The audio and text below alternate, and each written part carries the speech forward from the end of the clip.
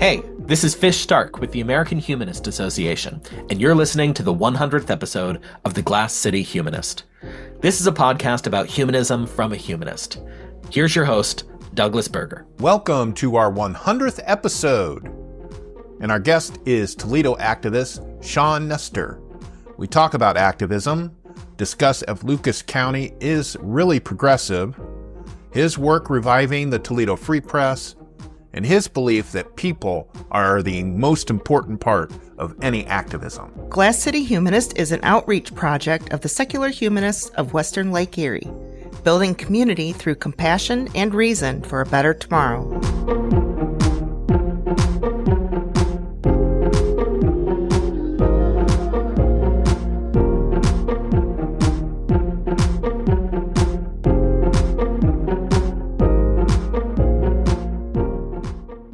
Hello, my name is Doug. I am the host of the Glass City Humanist, and I want to welcome you to our 100th episode.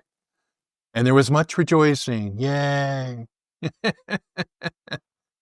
Oh, I want to thank everybody for being here and listening to this today. And if you're a regular listener, I want to thank you for supporting the show for all these years. It's been at times work and at times fun. And what I wanted to do is just take a few minutes here just to kind of mark this special occasion for the 100th episode. And I want to thank Fish Stark, the executive director of the American Humanist Association, for being our guest intro voiceover today. I'm very pleased that he was able to do that for me.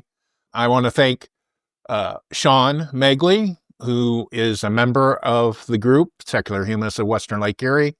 They were the ones that did the initial voiceovers, and I appreciate their contribution for this last 5 years. The first episode of the Glass City Humanist was published on February the 5th, 2020. Now, if that means anything to people, that was the before times. That was right when we were getting news about this global pandemic called COVID-19 that was going around the world and had started arriving in the United States. And at the time, we didn't know what it meant. We just knew that people would get sick, and there was a likelihood that if your immunizations were compromised or you had other things like diabetes or heart conditions or things like that, that you were more likely to not survive an infection. And it was a very scary time. But this particular episode, the first episode, was not during that scary time. It was during a very decent time. And it was the first guest was Matt McMahon, who at the time led the group Toledo Skeptics, which unfortunately didn't seem to survive the pandemic. A lot of groups, that's what happened to a lot of groups, both in Toledo and around the country, that once the pandemic set in and people didn't want to go out and gather in people, a lot of groups struggled. My group, the Secular Humanists of Western Lake Erie, also struggled. But the reason I started this podcast in the first place was mobility issues for me. I wanted to go everywhere, visit people, talk to people about humanism, talk about our group. You know, I wanted to walk in parades and do pop-ups and things like that. And because of my health issues, my mobility issues, I'm not able to do that as much as I wish I could do. But I was long ago told that I had a face for radio and a very good voice. One of my best jobs that I had before I moved to Toledo was as a customer service representative for a pharmacy HMO. And they thought I had a good speaking voice and clear and everything like that. And I've always wanted to do radio. I've always been interested in it. Just never got the chance. It just never came to me. But podcasting was something that I wanted to do. And I thought it would be a good way for us to as a group, the Secular Humanists of Western Lake Erie, to reach out to not only people in Toledo, but around the country. Because I checked at the time and there really wasn't any active podcasts that were mainly about humanism or secular humanism. I think there might be one or two now. There was plenty of atheist podcasts out there. And while I am an atheist, I wanted to, because I'm a leader in a humanist group, I wanted to promote my group and humanism in general and try to get more people interested in it. And so that was my thinking in developing the podcast. Now, I had previous experience with podcasting in probably 10 years before 2020, 2009, 2010, when it was just getting started, when it was just getting big. Podcasting was just coming on.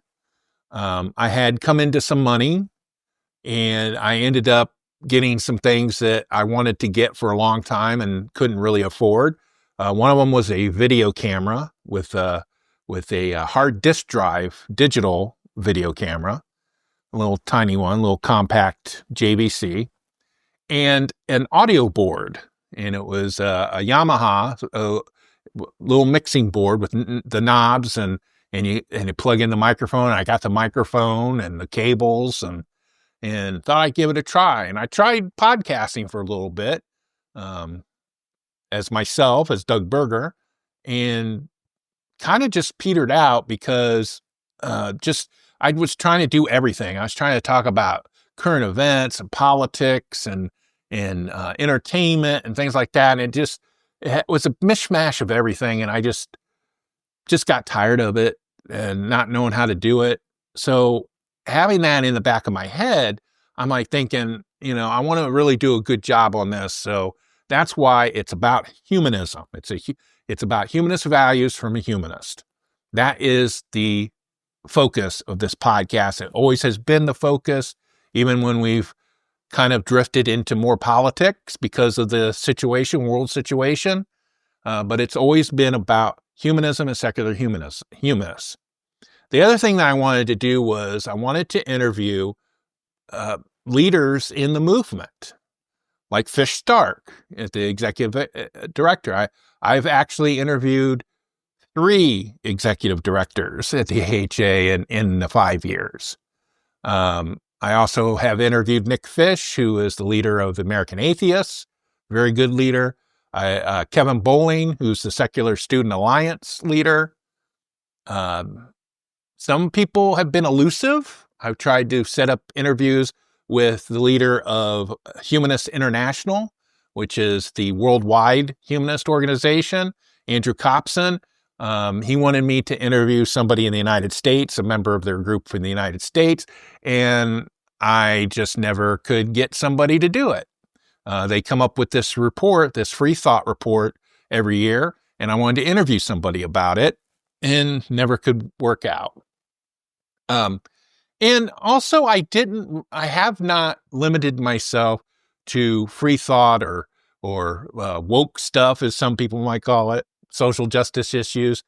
I actually did arrange an interview with a leading conservative here in the state of Ohio, Professor Lee Strang. He was I think he still is, a law professor at the University of Toledo. And he was somebody that the Toledo Blade always interviewed when something came up about the Constitution or about constitutional law. He was somebody always. But he has a dark side.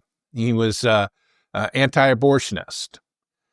He is got his friends in the state house to create these conservative think tanks at UT and at Ohio State and Cleveland, I think, and Cleveland University and I think Cincinnati and things like that, because he claimed that the conservative viewpoint was ignored or censored, even though he didn't have a problem.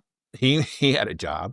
So I wanted to talk to him about that, and also about a paper, or not a paper, but an essay that he wrote for a law journal, where he made the claim that the First Amendment free speech, free exercise of religion did not apply to atheists. And he had a whole argument about that, and I wanted to talk to him about it.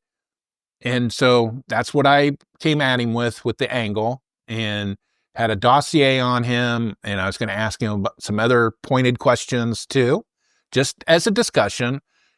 We were going to do it in a neutral site. It was not, because he wanted to do it in person. And the day before we were to meet, he sent me an email saying he was going to cancel because he didn't want it to be about him. That was the whole point.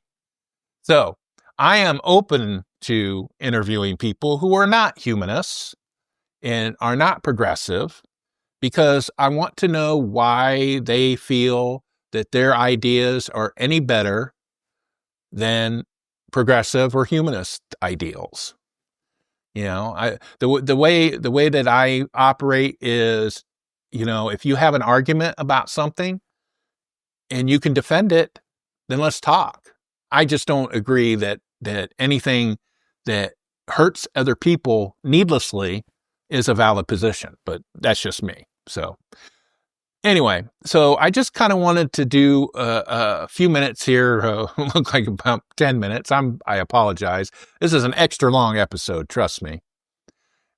Just some of my thoughts about this. I've had fun doing this. I really do want to continue. I intend to continue. Some of the things is I want to interview more people. So, if you have any ideas, or if you're out there and you want to be on the show, go to glasscityhumanist.show, the website, and fill out a contact form, and I'll contact people. It really is, it's not terrible. I'm not one of those gotcha people. Now I will say, if your viewpoints are opposite mine, you need to be able to defend your viewpoints, without name calling. That's my only rule, is we're not going to exchange any name calling. And so, like I said, I love doing the Glass City Humanist, so much so that I started a second podcast a few months later called Secular Left, because that's my political persuasion. And that is where I talk about politics mostly. Because Glass City Humanist is an extension of our group, the Secular Humanists of Western Lake Erie. I really try to not get too political, because of our tax exemption and things like that. Unlike some of the local churches nearby, I might say. Northwest Baptist Church, I'm talking to you. Anyway, so I have a really great guest for the 100th episode, Sean Nestor. He is a local Toledo activist, longtime activist. He's run political office. He's been a treasurer for political campaigns. He gave a presentation to our group, I think it was last year, about how to run for office. He's been my go-to person for city politics, because he really knows city politics. He knows the powers that be, the movers and the shakers. And he's also started the radio station that our show appears on, WAKT, Tuesday nights at 7. We have 30 minutes. Usually it's a segment of one of the interviews. And he's also helped resurrect the Toledo Free Press, which is was and still is an excellent alternative newspaper in the city of Toledo. So I hope you enjoyed this episode, the 100th episode of the Glass City Humanist, and I thank you for being here. This is Fish Stark, and you're listening to the Glass City Humanist. Okay, our guest today is Sean Nestor. He is a local activist here in the Toledo area, one of the first people that I actually got to know when I moved and relocated here to Toledo. He's in the IT industry with a local company, and thank you for joining us today. Well, thanks for having me. Could you tell us a little bit about yourself and how you became an activist in Toledo? Long story. I'll try to keep it brief. I mean, I've always lived in Toledo. I was born here, grew up kind of near Airport and Burn intersection. Moved to Point Place when I was 14. Went to Whitmer High School instead of TPS. Um, and in high school is where I kind of developed the first political issue that I became passionate about, which was my senior year in 2002 to 2003, when we were looking to invade Iraq. And I remember in my classes, we studied the Vietnam War, and we even in one of my classes we watched a heavily edited version of Platoon, which was kind of a shell shock. But you go through experiences like that, and you see how absolutely destructive war is, and I couldn't help but feel like we're about to go head first into this war in Iraq. And I could tell everybody was upset about what happened at 9/11. And even the president and everybody was saying, well, this isn't about 9/11, but that's what everyone felt it was about and why it was okay to go invade a sovereign country. And I had a lot of frustration because it's not like I was that well read, but I was paying attention. I was reading news articles and I was talking about it in places like my humanities class. And overwhelmingly, everybody united to tell me I was stupid and I didn't understand it and I was unpatriotic, and it made me feel really alone. And that really hit deep. I participated in some protests, including going to Washington, D.C. to participate in a major protest, February of 2023. I think a little before the war started. Bitter cold, but we marched. It was one of the largest marches.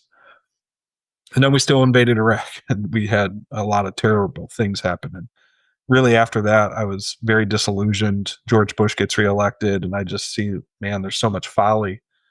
And it was several years later that I got plugged into sort of getting active because I saw things getting worse. And that was why I initially got disillusioned, walked away from politics.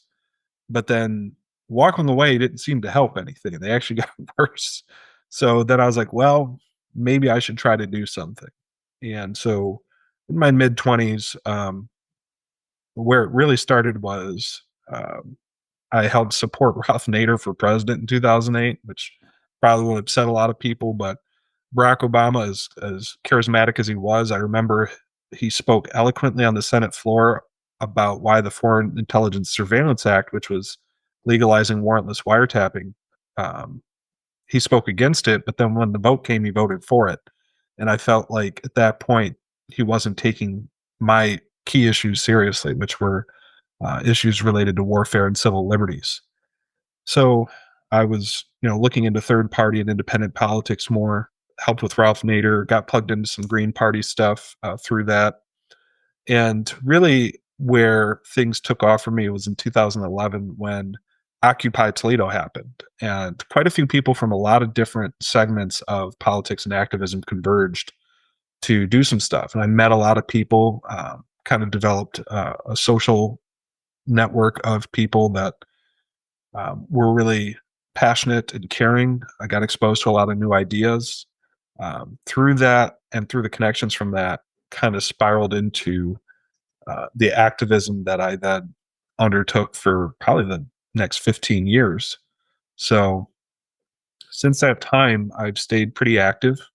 I've worked on dozens of issue campaigns, political campaigns, helped with various local nonprofits, and kind of put myself a little too far into it. Meaning, I've spent the better part of the last decade and a half so wrapped up in things that I've kind of neglected a lot of other things that are important, like myself and my health and some of my friends and things like that. So that's kind of led to where I'm at today, is just looking back as I'm about to turn 40 next week and going, how do I want to look at this going forward? So that's kind of how things got started. I don't know if that's what you were looking for, but. Oh yeah. Yeah. And then you mentioned seeing a heavily edited version of Platoon.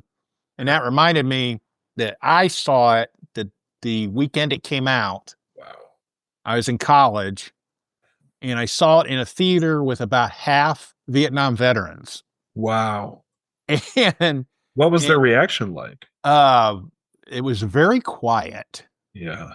It was very quiet, and I think some of them were crying. Some were crying. It wasn't like that they all got mad about it. They just like, wow. They're like, that's how it was. That's what they kept saying. That's how it was. And Yeah, the psychological impact is something that I don't think enough people recognize. I think it's kind of mainstream to recognize that PTSD happens in veterans, but you can't seem to ask that question, why do they have PTSD? And what kind of conditions are we exposing our troops to that make them develop PTSD? And maybe we should avoid those kind of circumstances.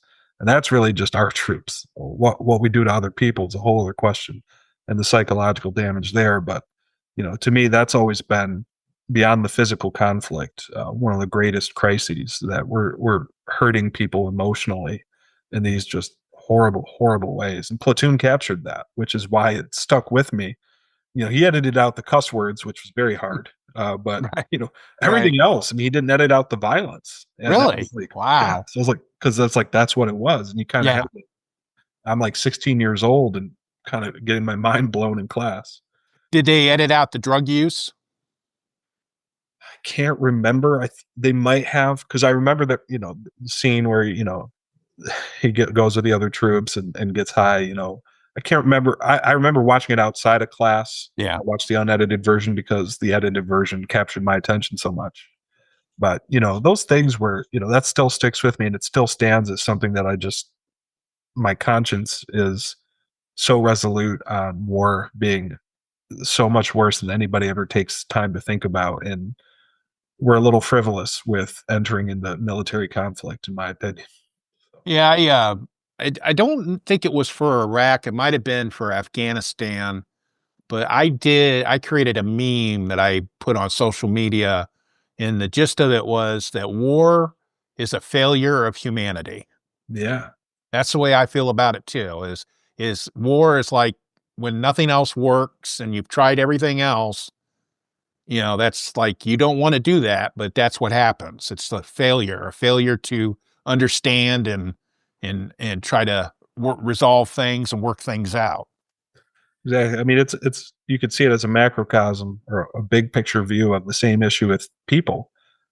When things come to physical blows, I think you could look at that as a failure of an ability to understand and resolve a conflict in a meaningful way. And the tragic thing about war is that it always ends the same way. Eventually, both sides have to sit down. Everybody has to go, okay, now that we're all done killing each other, how are we going to live on the same planet or sharing borders with each other, whatever? It always ends up that place. So I think, it's always a noble thing to try to say, can we hurry up to that part? Can we stop all the killing and just get right to the negotiation? Right. Because the further you go into war, the harder it is to get to that point and to have good conversations when the thing finally ends. But it always ends. It's just a matter of, how good faith of a conversation you can have and how long it's going to take to rebuild the bridges that were burnt in that process. Now, you did mention that, you've done many things as an activist, and you've formed groups, you've met the powers that be, you've gathered signatures. What type of activist work do you like doing the most? If you had your choice. I'm gonna dodge that, and then I'm gonna give you an answer. So the dodge is this, and it's actually truthful. Like my first thought and my most honest answer is that the methods aren't actually as important. I like all of it. I like nonprofit work. I like citizen initiative work. I like electoral work. I like street activism. I like all this stuff. But those are just the forms it takes. The bigger attraction are the people you get to work with, honestly, because this is all tough work. Contrary to some beliefs, nobody really gets paid for this stuff. And so you end up meeting a lot of people who are they have integrity. I mean, they care. There's something that they're passionate about and they want to help. And you find something really beautiful in them as a result. Like, you get to meet some of the coolest people because these are people who still stand for something, who still believe in something, who still care about other people. That's like the best part. And so when I think about groups that I've worked with, or causes I've worked on, it's less about the means or the mechanism. It's kind of the quality of people you get to be around.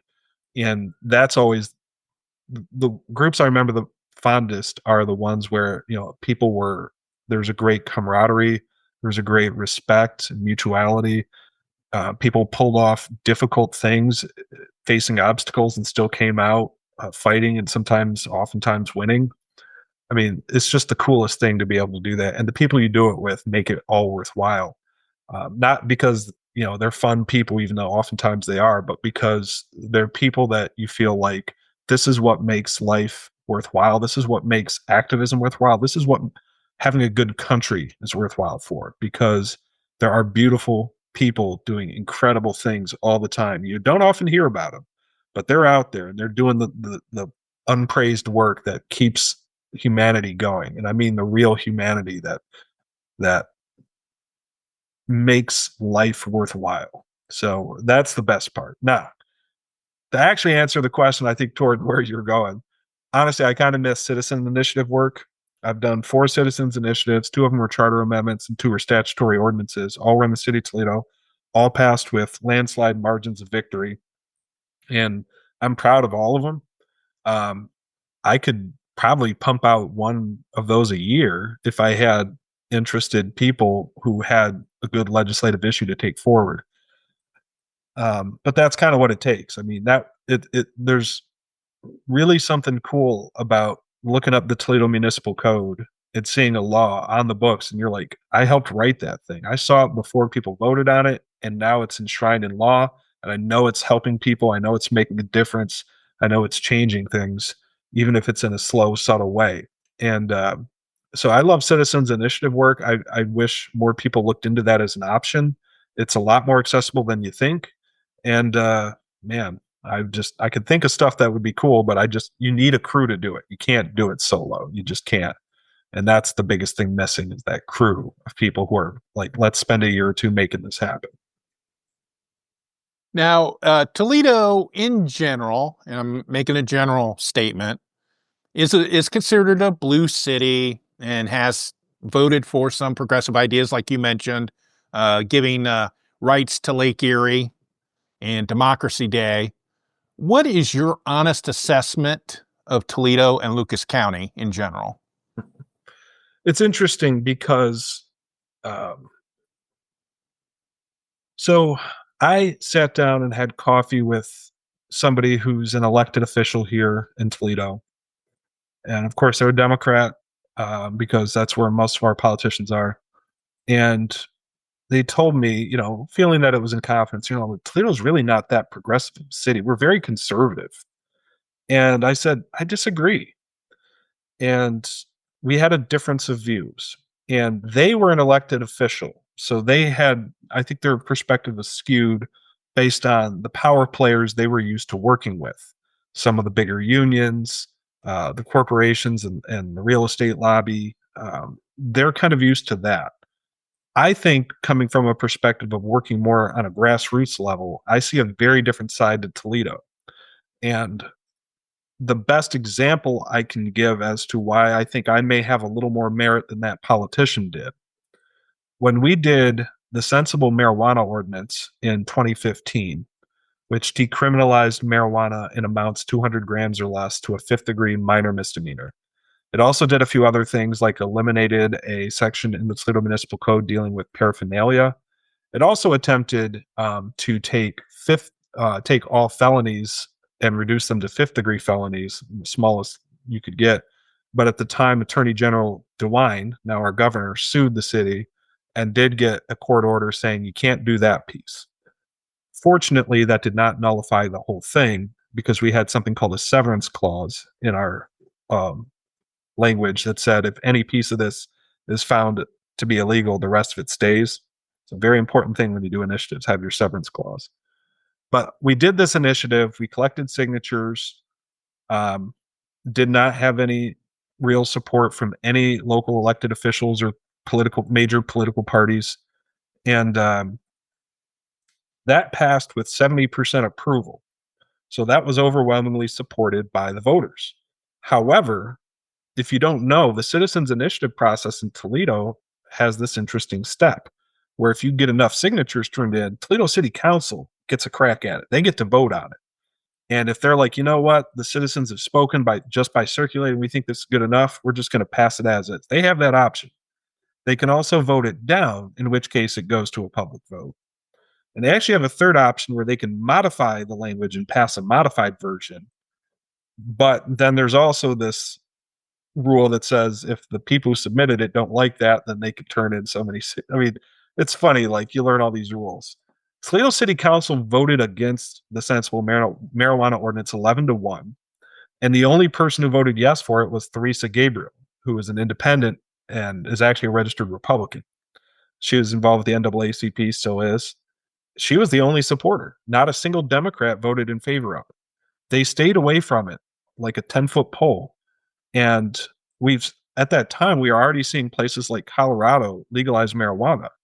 This was like sort of at the early stages of like jurisdictions are passing marijuana legalization or decriminalization laws. And no, there wasn't a single Democrat that would touch it. At the time, the mayor, Paula Hicks Hudson, somebody talked to her and she said, "Oh, Ohio's already decriminalized. This doesn't matter." And after that law passed, over 40 cities around Ohio passed it, including a copycat version of it, including Cleveland, Columbus, Cincinnati, and Dayton. So what our local politicians dismissed as stupid or they didn't want to do it was so popular that it passed all over the state. And I'm proud of that. But I feel like I keep seeing things that say the population is far more progressive, far more liberal, far more left-leaning than any of the politicians give them credit for. Because if you're always staring at the gutter, everything looks bad. If you're always staring at the, gerrymandered General Assembly, you go, oh no, Ohio is so red, it's so Republican, it's so conservative. But what happened when we did the initiative to legalize abortion a couple years ago? Everybody assumed it would get trashed. That passed. And I think that spoke to, especially with issue campaigns, people are on board way more than a lot of our elected officials give credit for. So how would I describe Toledo? How would I describe Lucas County? I think it has a strong undercurrent that is consistently untapped and undervalued, both by politicians and frankly by organizers too, because a lot of nonprofit-based political groups kind of get in bed with the politicians and adopt their worldview, which is very cynical, which says Ohio's lost, it's, whatever. They're not looking out at the actual voters and realizing there's a ton of people waiting for something to get behind if somebody takes the time and effort to build something for them to go to. So I could go further on that subject, but I'll just leave it at that. Yeah, and I agree with you. Scientific polls have been done in other places that more people are for progressive ideas than the media and the politicians give them credit for. And if you just give them that issue to vote on, they'll approve it or they'll pass it or whatever it is. Yeah, I mean, the Ralph Nader folks would describe these as majoritarian issues. There's a lot of issues that routinely poll above 50%, including single-payer healthcare, that are just issues waiting for somebody to get behind a serious effort in support of them. And I think it's disappointing, and it's part of why we have the tension we have in politics today, because we have a party that is just openly hostile to a lot of people.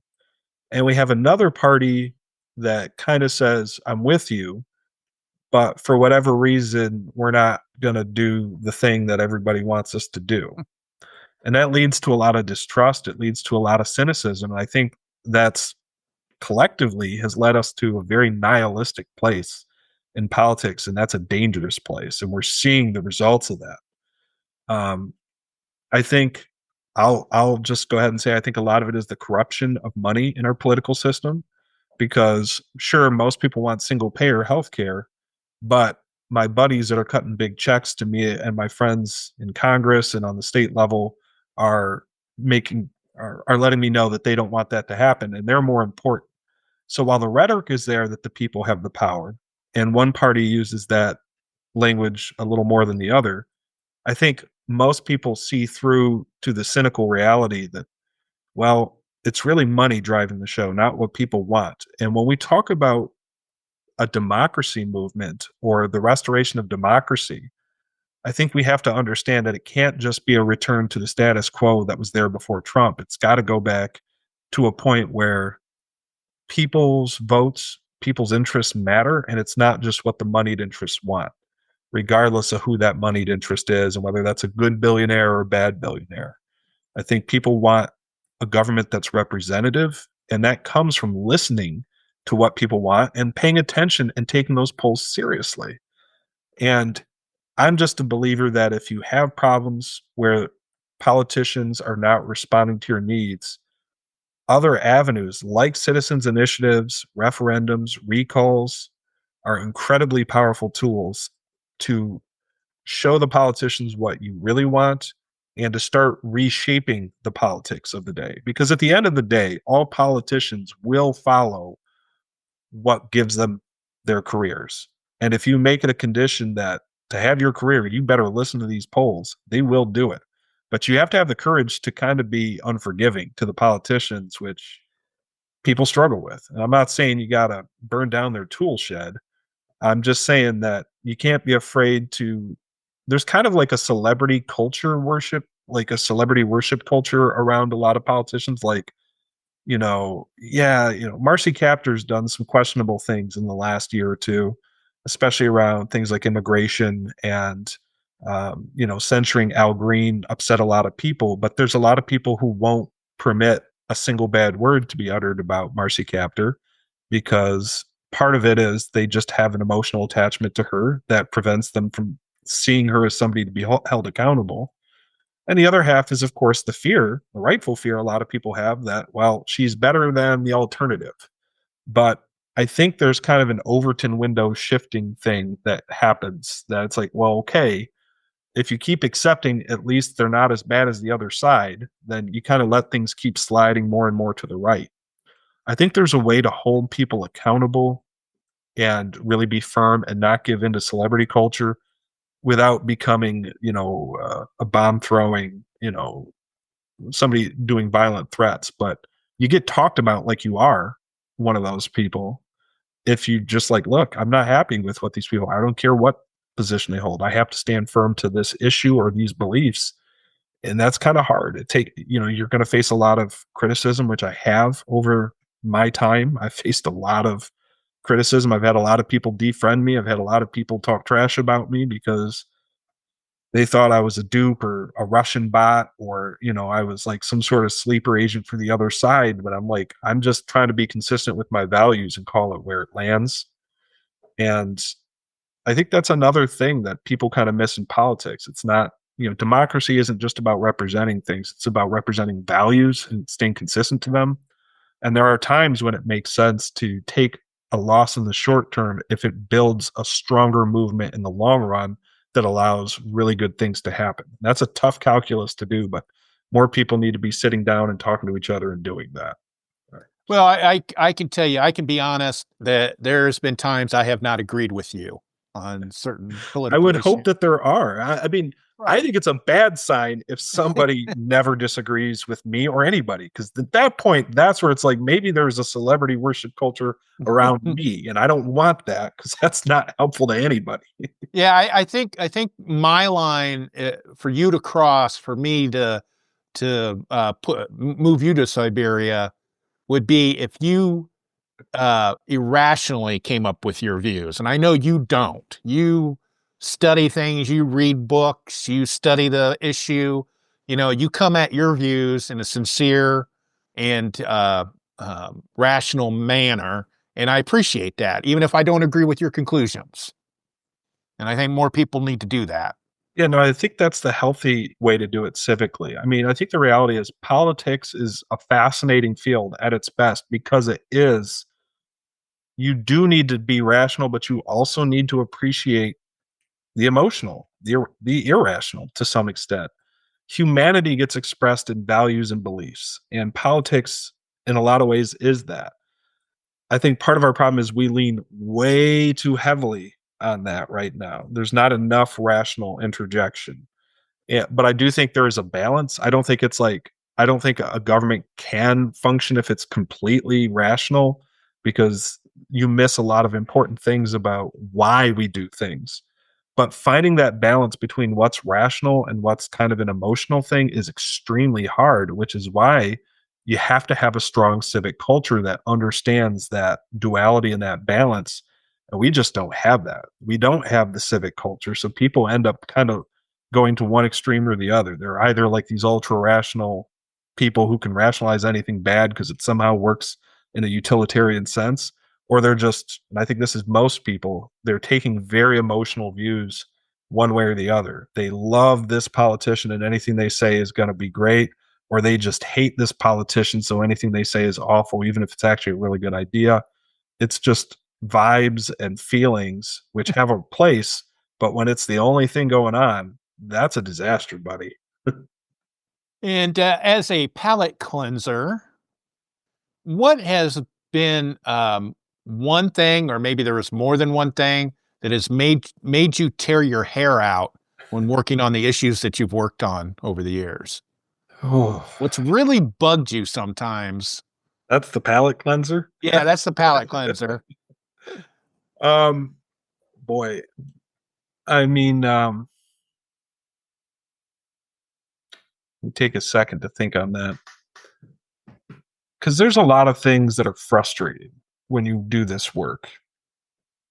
I think one of the things that makes me tear my hair out that just came to mind is, I will say, if you are online a lot and you kind of are on social media or like Facebook or Twitter, you kind of get a certain sense of who the activists are, because there are people that are very vocal and share a lot of memes and, argue with people. And that can skew your view of what's actually happening in your area, because I think a lot of the real work does not take place on social media, and there's a wide world of activity that gets ignored because it's not on social media. I think there's people and organizations that look like they're doing a lot because they're active on social media, but in real life, it's like pulling teeth to get them to go anywhere or do anything. And so I think there's like a disconnect between, what you see in the digital world versus kind of the real world. And I think that's been really tough to overcome. Uh, Part of why I'm like pulling back from things is to try to focus more on the real world and be on social media less, if at all. Just because I found it's really not been the cons have outweighed the pros for a while, and they just keep growing. And one of the big cons is I think there's an illusion about where the real activism lies, and it's not making saucy statements on Facebook. It's not in talking about how much this hurts your heart. The real work has to take place in person, in real life, meeting with other people, doing difficult things. And I think social media becomes a trap where, people feel like they're doing stuff because they're spending a lot of time and energy doing social media stuff, but you got to get out there in the real world. You absolutely have to. You just have to. And that's what kind of makes me tear my hair out, because I think social media is ultimately a distraction. I'm not saying you got to abstain from it, but when you use it as a substitute for meaningful action, which a lot of people do, maybe without realizing it, you end up treading a lot. You're just running in circles, and you got to get directed. You got to move and get some stuff done. Yeah, I know there's some elected people that work in the State House in Columbus that do a lot of typing on Twitter, or I'm sorry, X, and they're saying stuff that they would not say in public. Their transphobia and the racism and the bigotry is on full display. And I'm like, why are you posting that stuff on a public feed like that? Because that's where their fans are. That's the red meat that they give them. Yeah, no, I think that's it's that, and I'll say too, it's easy to say inflammatory things when you're not around other people in real life who might react. Josh Williams, representative in our area recently, there's a video of it, but he said some of his usual inflammatory stuff in front of a panel, and he got booed and shouted down. I mean, as he should have, frankly, because that's part of politics. I know some people disagree.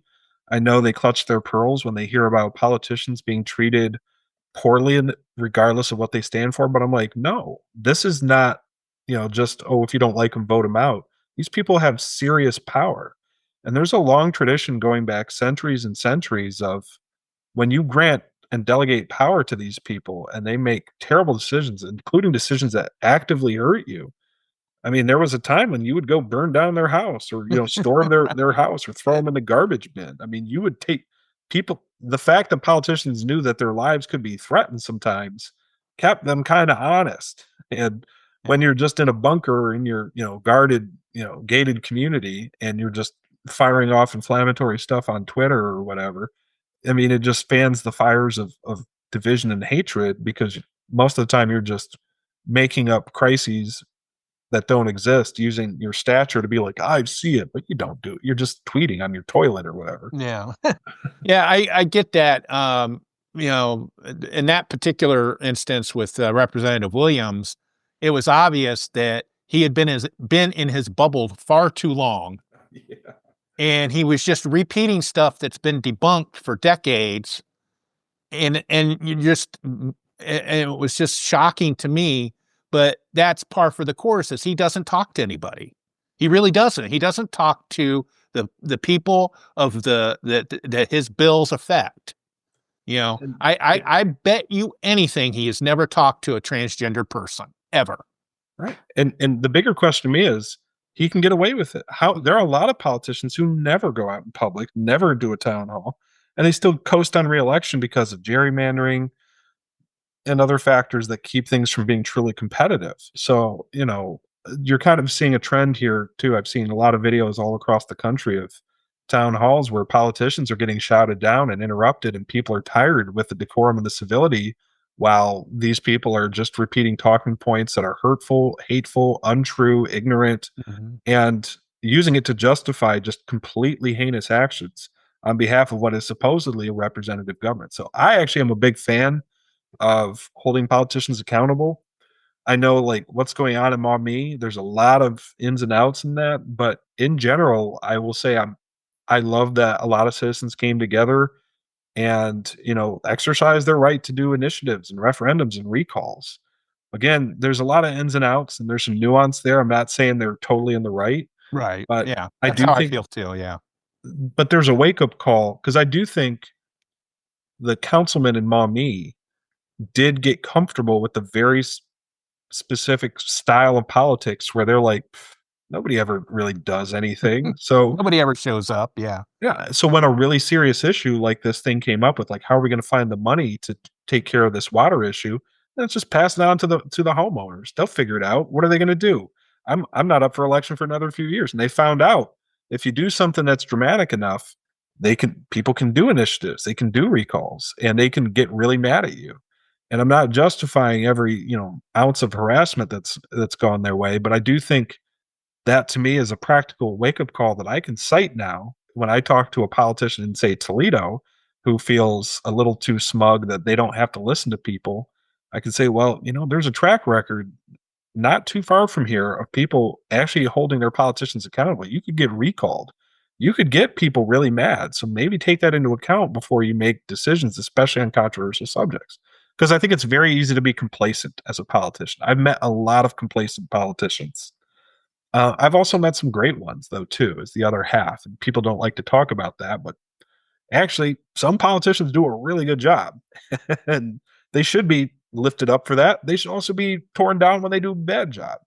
I'm actually writing up kind of a summary of my perspective on Wade Kapsikavich's time as mayor.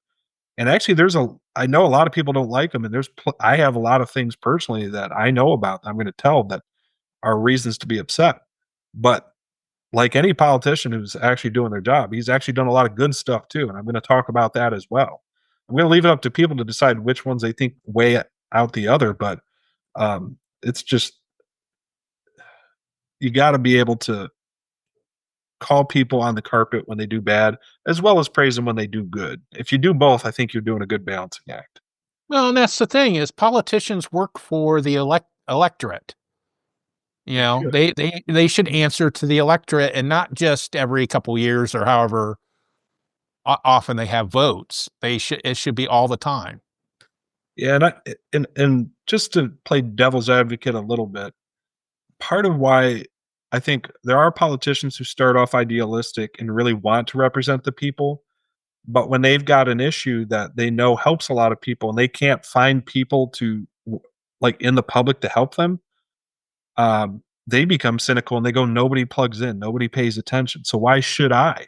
I mean, there is a give and take because people assume that once somebody's elected, they can kind of tune out until the next election. But the reality is, if you want to see a good piece of legislation passed, politicians who may face opposition from other politicians need public support to help defray that and to overcome it. And if people aren't paying attention and aren't writing letters to the editor, aren't showing up to public hearings, aren't, engaging with the civic process, it leads to that kind of lazy complacency. So I'm not, people need to understand this is a give and take. Citizens and politicians both have their problems. Too many citizens aren't paying attention until things get bad, and then everybody sucks and we throw the bums out. But then who are you replacing them with? Probably worse bums because you're not paying attention enough. So citizens need to be more engaged. But on the other hand, politicians need to do a better job of listening to citizens, including really taking it seriously when citizen groups form and when they take real issues to those politicians. And I think if you could do both of those things, our civic process can start to heal, but it takes humility on both of those sides. And it takes kind of leveling our game up, both on the politician side and on the citizen side. Yeah, and I would add to that too is the politicians need to do a better job of communication. Yeah. Specifically, I know this just is specific to Toledo, but having a council meeting at like 4:00 in the afternoon is dumb. Yeah. Having committee meetings at noon or whenever they are, come on. If you want civic engagement, you got to have it available when the majority of people are going to be available. And that's at night. Yeah, and that's been an issue here in Toledo for decades, the timing of these meetings. And I think it speaks to that Toledo City Council and the Lucas County Commissioners are used to thinking of their political careers as kind of a 9-to-5 that they can hang up when they go home. Now, in practice, there are some really good politicians here that don't do that. They are answering constituent calls and emails and going to other important meetings in the evenings. But you're absolutely right. That's an issue I support, moving the meetings to a later time. The problem is, that eats into my dinner time and my family time. I get it, but guess what? Working people can't go to a meeting in the middle of the day. You're excluding a huge class, a huge group of people when you do that. So, but part of that's by design, Hey, especially when you have a rule that you can't make any comments during the regular meeting. No public comments during the regular meeting. You have to do the comments during the committee hearings, but those are in the middle of the day. Yeah, and there is an exception to that. It's when council allows there to be public comment, which is usually used for like we want to line up some choice speakers, right? But yeah, I mean, and I'm of two minds because I do think if you open everything up to public comment, you do get essentially one or two radical guys who just filibuster and keep the meeting from going. I kind of see the value in that, keeping it to the public hearings. That said, the public hearings, whenever they are, if they're in a committee, do them in the evenings, make them accessible. And I think having other opportunities to engage with the public beyond the council meeting where votes happen is important. And the city's been doing better about that. I will say under the Kapsakavich administration, they seem to have finally figured out websites and social media and scheduling public meetings and getting them out and getting people to attend. They're doing a better job than previous administrations have. So that deserves credit. But I think it's always an evolving process. And engagement with the public is very hard. And you're right. Politicians do need to take that seriously and take that onus to figure out if it's not happening, figure out how to do it better. For more information about the topics in this episode, including links used, please visit the episode page at glasscityhumanist.show. You recently, well, it's not been recently, last couple year or two, you've worked with a group to help bring back the Toledo Free Press as a working alternative press in the city. Was that always the plan, is to bring it back as a going newspaper? No. I could tell you, and I've told other people this, so I think it's fair to share publicly. In my head, that was the idea. But honestly, when I first met with Tom Pounds in, I think 2018 or 19, I was thinking of it already because of my own practical experience, knowing how things work. It's like walk before you can run. And my interest at the time legitimately was, I just want to see the coverage of those 10 years of the Free Press online without a paywall for people to access. Because as an activist and an organizer and just somebody who's civically engaged, I know how priceless it is to have access to news articles that actually cover stuff that's going on. And I use that all the time. And I wanted that stuff online. That was my first goal with the archives. And Tom met with me, didn't really know me from Adam, but we built a relationship. We got the archives back on. And when the archives came up and we had a really nice WordPress site for it, it looked good. It's like, well, that led naturally to the question of what would it take? And then that was some more conversation with Tom. First thing we did was do some legal consulting. We started looking out the lay of the land. Eventually, we built a subcommittee through a nonprofit I already had that was already doing some media work, Toledo Integrated Media Education, which you and I both know pretty well.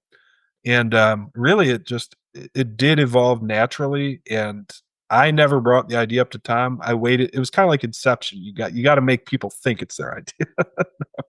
No, but I had a feeling it might go there. And when Tom expressed interest, I took him up on it. And then we talked, and then I think it's grown. And to me, it's a case of, I had the idea for the first time 7-8 years ago. And it took years and years of very slowly walking it, building the relationship, getting the archives, having the conversations, exploring the groundwork, finding a nonprofit home, building a committee, raising the money. I mean, this took years.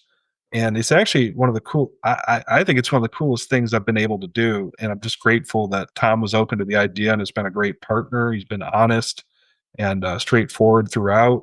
I think we've built a great team.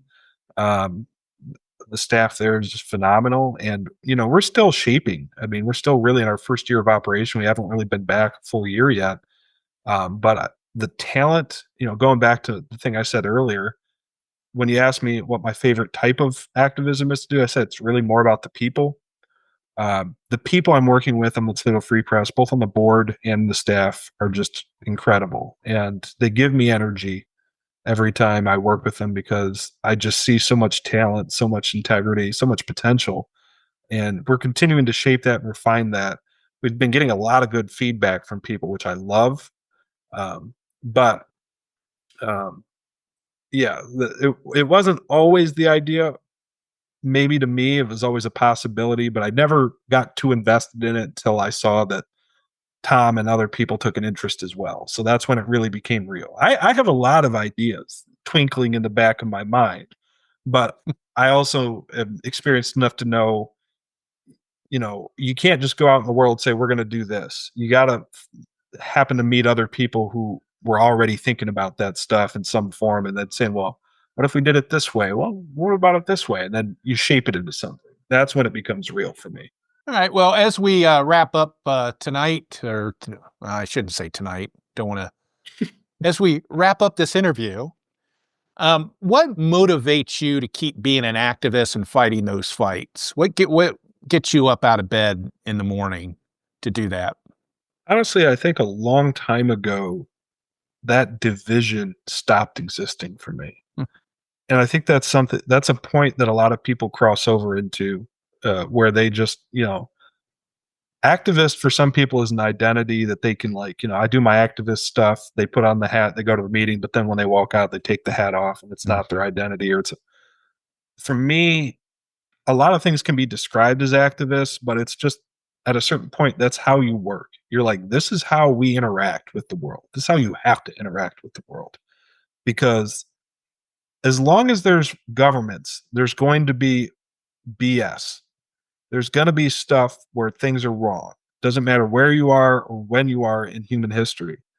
And if you ignore that process, awful, awful things will happen to you and or the people you care about.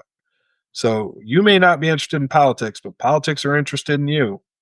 And when you internalize that, you realize that this is just life. You know, I go through phases of being burnt out or stepping back. I'm kind of at the beginning of a phase where I'm going to take a little bit of time off, working more in the background. But the reality is, I can never walk away from this because it's not an abstract thing that you can walk away from. I realize it's in everything around me. The world that I walk around is influenced by the political decisions of other people, and I may as well do my part to contribute when I can, how I can. And I've always tried to sharpen that axe and get better at that. But I think that's just the thing. It's like you can get discouraged. It doesn't mean your responsibility stops. You can get hopeless, which I have been many times. It doesn't mean that the responsibility still isn't there. And I think that's what it is. It's just the reality that what we do politically and civically is a responsibility. It's not something you can opt into. We all opted into it when we were born. We can't opt out of it. You can delude yourself into thinking it's a thing you can turn on or off or choose to participate in. But when you choose not to participate, you're still participating. You're just doing a really bad job of it by basically not showing up. And that's when you figure that out and you get that worldview, you realize, I mean, you can never stop. And I never will. I know other people feel the same. Well, Sean, I really appreciate you joining us today, and I really appreciate taking the time to talk to us about being an activist. Like I said, you know, you were one of the first people that I wanted to meet when I got here to Toledo because I had heard such good things about you. So I must have been listening to the right people, and you have benefited the greater Toledo area in immense ways, and we all appreciate you. Thank you, Doug. And let me just say, I appreciate you. I appreciate your podcast. I appreciate Secular Humanists of Western Lake Erie. That's a great example of one of the civic groups that goes out there and does stuff. And you may not always be on the headlines of the news, but I know you're back there writing great letters to the editor. Doug, you're one of my favorite letter to the editor guys. You're doing great work too. And I think we all have to have, if I could just leave on this note, I think one of the best things we can do right now at this point in history is to look around at who's doing stuff, lift each other up, man. I've gotten a lot done by always taking time to thank people for the fact that they are participating when a lot of people aren't. And Doug, you and everybody in Secular Humanists of Western Lake Erie are doing a great job of being active and engaged in the civic process. It's an honor to be on the show tonight. Thank you for having me. Thank you for listening. For more information about the topics in this episode, please visit the episode page at glasscityhumanist.show. Glass City Humanist is an outreach of the Secular Humanists of Western Lake Erie. Sholi can be reached at humanistswle.org. Glass City Humanist is hosted, written, and produced by Douglas Berger, and he's solely responsible for the content. Our theme music is Glass City Jam, composed using the Amplify Studio. See you next time.